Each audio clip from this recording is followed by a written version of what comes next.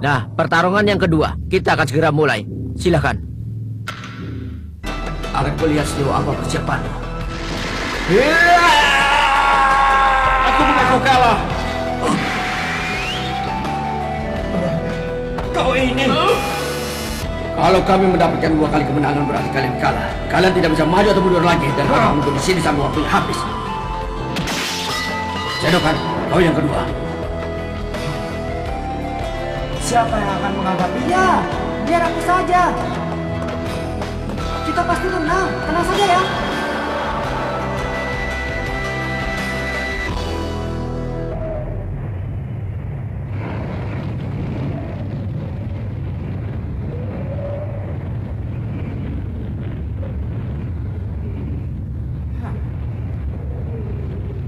Kau tidak apa-apa, Gon? Kelihatannya orang ini biasa-biasa saja dan sama sekali tidak menakutkanku. Benar. Dia bukan tipe orang yang berbadan besar. Tapi dia kelihatannya mencurigakan. Rencana aku sedikit meleset. Padahal tadi aku bermaksud untuk mengulur waktu lebih lama sebelum mengalahkannya. Ternyata lawan lebih lemah sehingga berakhir terlalu cepat. Itu bukan masalah besar. Bukankah kita tinggal menang 2 kali? Dengan begitu kita akan mendapatkan pengurangan masa hukuman selama 72 tahun. Pengurangan masa hukuman ya, bagiku itu tidak berguna. Ini mudah apalagi di antara mereka ada 2 anak kecil. Ditahan cukup lama. Ya, sepertinya mereka penjahat kelas berat yang mendapat hukuman lebih dari 100 tahun. Kemungkinan besar kalau berhasil mengangkat kita di menara trik ini, mereka akan mendapat pengurangan masa hukuman sesuai dengan jumlah waktu kita yang terhambat. Leorio, mereka akan senang kalau kita bertengkar. Benar-benar penguji yang tidak terduga. Mereka bermaksud untuk menghambat kita dengan mengulur waktu agar masa hukumannya bisa berkurang. Kalau begitu berarti penilaian Paman tadi sangat tepat. Tampaknya si kepala gundul itu adalah bekas tentara atau prajurit bayaran. Kalau sampai kalian bertarung, dia pasti akan menghancurkan kerongkonganmu agar kau tidak bisa mengaku kalah. Bisa jadi. Tinggal dihajar saja asalkan tidak sampai mati selama waktu masih tersisa. Itu mungkin sekali. Tentu saja, itu telah aku perhitungkan. Hai, kenapa mukamu begitu pucat? Tapi aneh. Seharusnya pria itu juga penjahat kelas berat, tapi aku tak merasakan hawa pembunuhnya.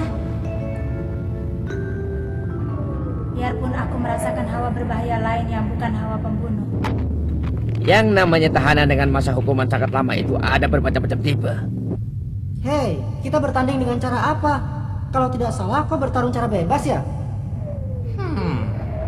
Kalau begitu, apa boleh aku memberi usulan? Dalam hal kekuatan, aku tidak begitu percaya diri. Aku lemah kalau pertarungan dengan cara saling memukul atau menendang yang biasa. Kalau aku suka yang itu, karena aku ini tidak begitu ahli dalam hal berpikir. Sebaiknya yang mudah dimengerti saja ya. Kalau begitu, aku yakin kau akan menyukai permainan ini.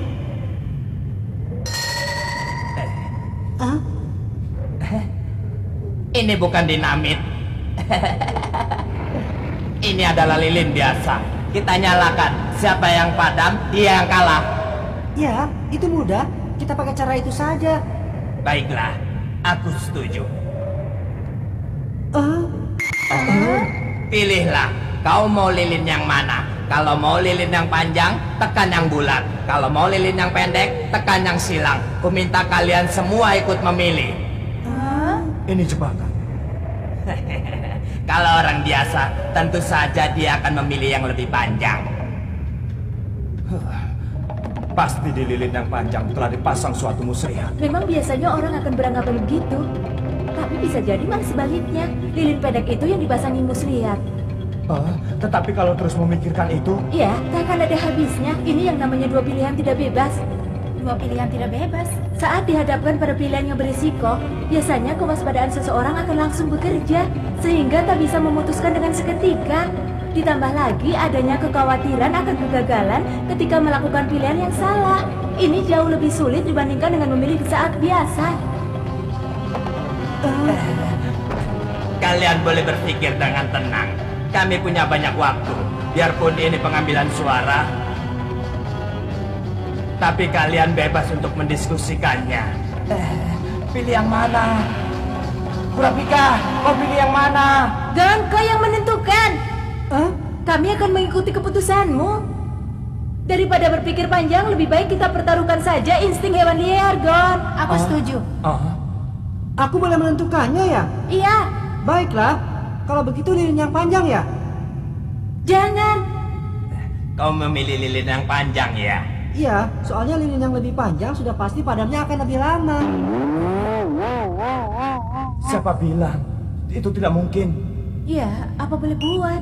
Mau dipikir terus pun kita tak akan tahu mana yang ada perangkapnya.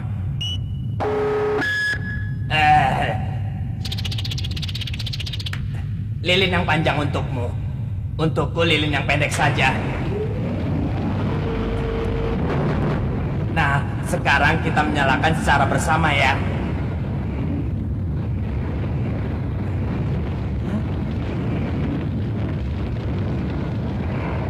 Permainan dimulai.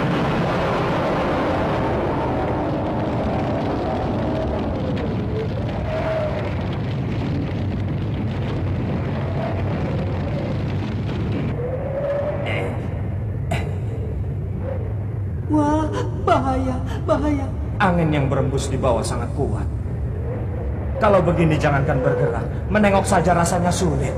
Biasanya lilin seperti itu akan padam setelah berapa lama ya? Mungkin sekitar 5 atau 6 jam. Lama juga ya.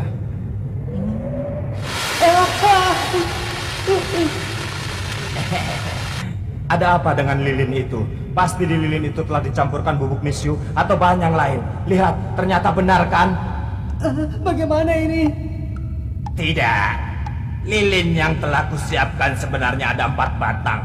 Sebenarnya pilihan tidak bebas. Itu hanyalah tipuan untuk menyembunyikan perangkap yang sebenarnya. Kalian terus menduga-duga manakah perangkap yang sebenarnya. Karena terlalu berfokus kepada pilihan yang tidak seimbang itu, kalian jadi tidak memikirkan kalau keduanya adalah perangkap. Sebenarnya mau memilih yang panjang atau yang pendek. Yang kuserahkan padamu telah kupasangin muslihat kecil. Aduh, panas, panas. Lilinnya terus meleleh dengan cepat. Kalau terus begini, lilinnya hanya bertahan 2 atau 3 menit lagi. Itu cara yang pantas untuk dilakukan seorang pelaku perdagangan beruntun. Panas, aduh, panas, panas. Aduh, panas. Lihat punyaku jadi lebih pendek. Wah, gawat, sungguh gawat. Apa kita cuma bisa menunggu kekalahan saja? Sepertinya cuma bertahan 1 menit lagi. Aduh, panas. Aduh, panas. Aduh, panas sekali.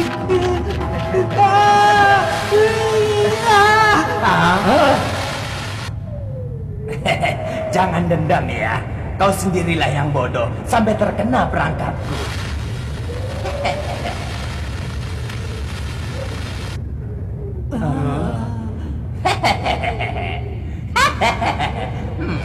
Nyala api yang lebih besar tidak akan padam.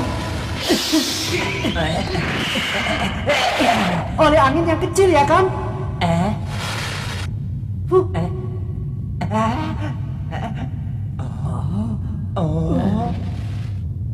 Aku menang. Pertandingan yang bagus. Bagus, kita sudah menang 1 kali. Kau hebat, Gon. Hai teman-teman, aku Setelah ini berhasil. tinggalkan aku dan Kurapika. kan? Aku sudah berhasil. mendapatkan 2 kemenangan. Jangan sampai lupa, aku juga ada di sini. Dasar ceroboh. Itu karena kau terlalu mengandalkan muslihat lecikmu. Berikutnya aku. Akan kuhadapi dia.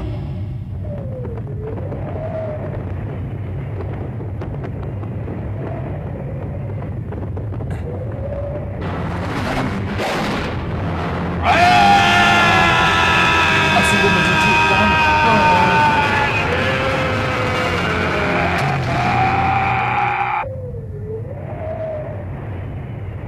Saat ini aku telah membunuh 19 orang. Tapi aku kesal karena harus berakhir di angka yang 19 tanggung itu. Sekarang aku sangat senang akhirnya muncul juga orang yang ke-20. Wah, pelaku pembunuhan beruntun ya. Aku tidak akan merasa puas kalau tidak mempertaruhkan nyawa. Aku tidak mau melakukan pertarungan setengah-setengah. Berikan padaku darahmu, jantungmu, dan ekspresi ketakutanmu. Boleh. Tentukan cara pertarungannya. Akan kupatuhi. Oh, berani juga kau. Kalau begitu kita pilih saja hidup atau mati. Kita bertarung sampai salah satu pihak mati atau mengakui kekalahannya. Hanya saja, biarpun di tengah pertarungan nanti kau mengakui kekalahanmu, tapi jangan harap aku akan menghentikan seranganku. Jangan harap. Baiklah, aku tidak keberatan. Hah? Apa dia bodoh? Ataukah dia tidak bisa membayangkan betapa mengerikannya kekuatanku ini?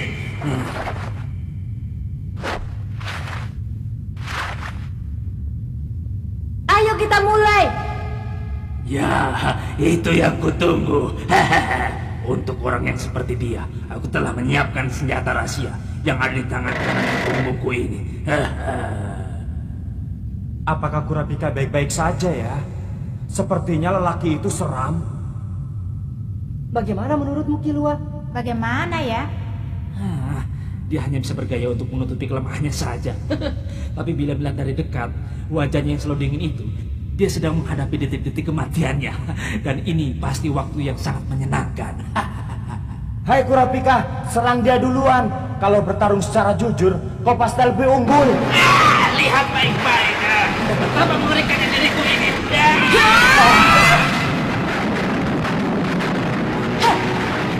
Membacakan ubin dengan tangan kosong.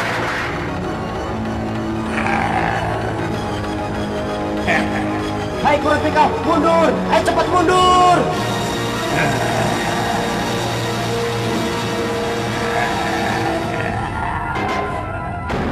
Laba-laba berkaki 12. Itu, apa itu Lerio? Itu adalah tanda kalau dia anggota Gen Eriodan. Bukankah itu orang yang telah membunuh seluruh anggota keluarga suku Kurapika? Benar, Gen Eriodan, organisasi pembunuh kelas tinggi. Kurapika menyimpan dendam dengan mereka. Ternyata dia anggotanya. Aku memasang besi di dalam tubuhku. Dengan kekuatan kepalan karang pun bisa hancur. Ditambah dengan tato Gen Eriodan. Tak akan ada orang yang tidak kehilangan keberaniannya bertarung melawanku setelah melihat kedua hal ini, kenapa? Bicara pun tidak sanggup ya? Aku adalah salah satu dari 4 orang yang terkuat di Gen Eriodan. Orang menyebutku Majitani Raja Penghancur. Pukulan pertamaku tadi hanyalah sekedar salah, tapi berikutnya tidaklah begitu. Tapi kalau kau mengakui kekalahanmu sekarang juga, aku akan segera mempertimbangkannya lagi. Bagaimana?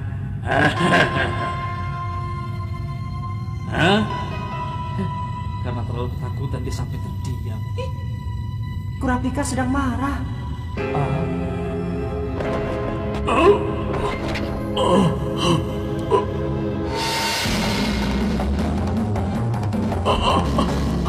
Ada apa denganmu? Hei, kau sudah mendengarkan kata-kataku kan? Kalau kau mau mengaku kalah, berhenti. Kalau tidak, pukulanku yang akan. Karena sakit, aku hanya bisa melakukan 1 pukulan sehari.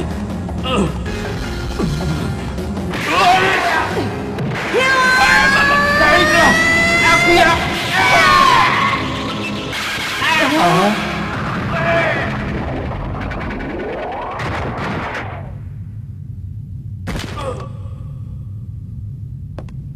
Ku beritahu 3 hal. 1. Bukti dari Gen Eriodan yang asli adalah di tengah tato laba-laba dituliskan juga nomor anggota. 2. Mereka bukanlah orang yang akan menghitungi jumlah orang yang telah dibunuhnya. 3. Jangan menyebut nama Gen Eriodan untuk kedua kalinya. Kalau tidak akan kubunuh kau.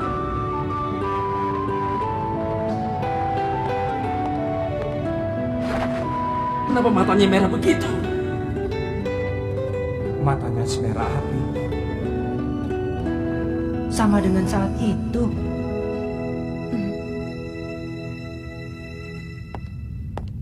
Kau tidak apa-apa? Ya, aku tidak terluka. Maksudku, apa aku mendekatimu juga tidak apa-apa?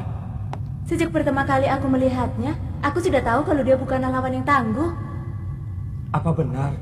Padahal aku gemetaran saat melihat wajahnya. Iya kan, Gon? Tidak, habis saat melihatnya sedikit pun aku tidak merasa ketegangan. Orang seperti itu sejak awal sudah terlihat. Dia itu hanyalah orang yang suka pamer, yang memukul orang saja sebenarnya tidak berani. Aku juga sudah tahu kalau tato itu palsu.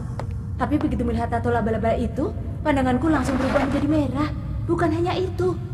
Sebenarnya saat melihat laba-laba biasa pun, kepribadianku bisa langsung berubah total. Tapi itu karena kemarahanku masih belum tersalurkan. Mungkin seharusnya aku merasa senang. Kita harus berhati-hati. Jangan sampai Kurapika melihat laba-laba lagi. Iya benar. Tidak berguna. Sejak awal aku tak mengharapkannya. Karena satu-satunya kelebihan adalah wajah yang menyeramkan. Karena kegagalan operasi plastik itu. Tak kusangka ada suku kurutan di antara mereka. Lawan yang terlalu berat bagi penjahat penipu macam dia. Nah, sekarang tinggalkan aku. Hai, cepat bereskan dia. Dan tampilkan lawan berikutnya. Itu tidak bisa. Pemenangnya masih belum ditentukan. Apa maksudmu? Dia baru saja pingsan. Seorang pemenang tidak bisa ditentukan sebelum salah satu pihak mengaku kalah atau mati. Dia masih hidup dan belum menyerah kalah. Dia masih sanggup melawan. Hah, dasar banyak alasan. Hai Kurapika, cepat selesaikan pertarunganmu dengan si penipu ini. Tidak bisa. Apa? Pertarungan sudah berakhir. Tetapi... Karena aku tadi telah memukul lawan yang sudah kehilangan tekad bertarungnya. Aku tidak mau lagi bertarung dengan orang yang telah kalah. Jadi apa maumu? Kita serahkan padanya. Kalau dia tersadar, pasti dia akan mengakui kekalahannya. Aku tak berniat melakukan apapun lagi. Apa aku saja yang melakukannya? Kau tak pernah membunuh orang, kan? Apa kau takut?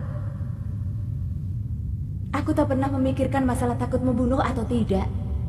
Lagi pula ini pertarungan 1 lawan 1. Kau tidak bisa ikut campur. Oh begitu. Ternyata kau egois juga ya. Kau benar. Kita ini kan bertindak secara berkelompok. Kau harus berpikir agar tidak sampai merugikan yang lain. Aku tak berniat mengubah pendapatku. Baiklah. Kalau begitu kita ambil suara. Yang ingin Kurapika menyelesaikan pertarungan, tekan bulat. Yang tidak setuju, tekan silang. Ayo mulai. Kenapa di layar tidak terlihat? Mungkin karena kita sendiri yang mengambil suara. Kalau begitu kita memilih dengan mengacungkan tangan. Siapa yang setuju untuk menghabisi dia, angkat tangan. Ya.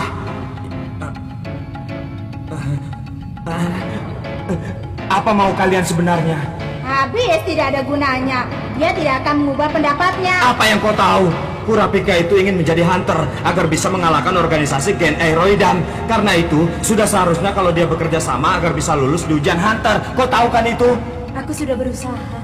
Tapi yang tidak bisa tetap tidak bisa. Bukankah kau bisa menghajarnya lagi? Seperti tadi, agar dia bisa mengaku kalah. Percuma saja, Rio. Apa? Kurapika tadi merasa marah karena organisasi Gen Eriodan, bukan karena orang itu.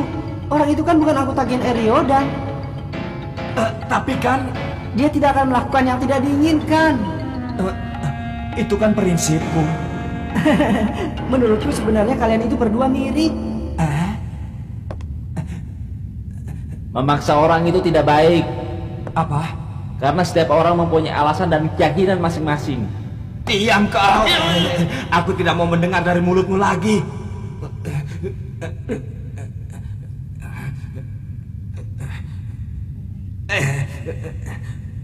Sial. Ya sudah, aku mengerti. Aku tak mau tahu. Lakukan sesukamu. Dia ngambek. Biarkan saja dulu.